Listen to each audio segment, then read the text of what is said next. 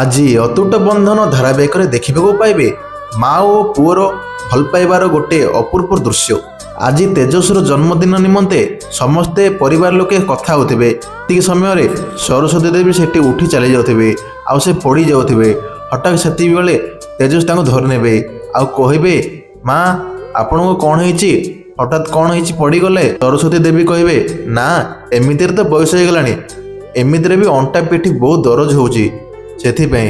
ତାପରେ ତେଜସ୍ କହିବେ, ହଉ ଠିକ୍ ଅଛି ଏଠି ବସ।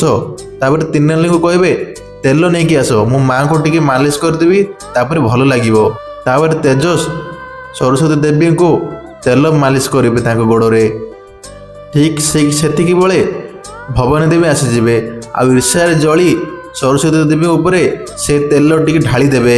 ତାପରେ ତେଜସ୍ କହିବେ, ମା ତମେ ଏଇ କ'ଣ କରୁଛ? ତାପରେ ଭବାନୀ ଦେବୀ କହିବେ, ନା ମୋତେ କିଏ ଏ ଘରେ ଭଲ ପାଉନ, ଯେବେଠୁ ଏ ସରସ୍ୱତୀ ଆସିଛି ମୋତେ କିଏ ପଚାରୁନ, ମୋତେ କିଏ ଭଲ ପାଉନ।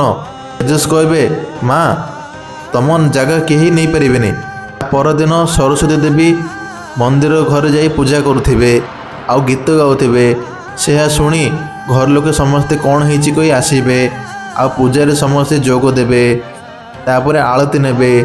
ଦେବୀ ଆସି ତାଙ୍କୁ ପିଏକୁ କହିବେ, ଦେଖୁନୁ ମୋତେ ଆଉ ଗୋଟେ ଠାକୁର ଘର ତିଆରି କରିବାକୁ ପଡ଼ିବ, କାହିଁକିନା ଏଇ ଠାକୁର ଘରେ ମୋତେ ଜାଗା ନାହିଁ।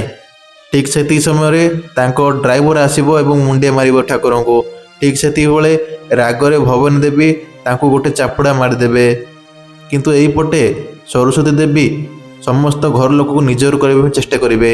ଦର୍ଶକ ବନ୍ଧୁ, ଆପଣଙ୍କୁ କ'ଣ ଲାଗୁଛି? ସରସ୍ୱତୀଙ୍କର ଘର ପ୍ରତି ଏତେ ଭଲ ପାଇବା ଦେଖି କ'ଣ ମହେନ୍ଦ୍ର ବାବୁ ତାଙ୍କୁ ନିଜର କରିନେବେ? ଆମକୁ କମେଣ୍ଟ ମାଧ୍ୟମରେ ନିଶ୍ଚୟ ଜଣାଇବେ। ଯଦି ଭିଡ଼ିଓଟି ଭଲ ଲାଗିଛି ଲାଇକ୍, ସେୟାର ଏବଂ ସବସ୍କ୍ରାଇବ୍ କରିବେ, ଯାହାଫଳରେ ଏମିତିକା ଏପିସୋଡ଼ ଆପଣ ସର୍ବପ୍ରଥମେ ଦେଖିପାରିବେ।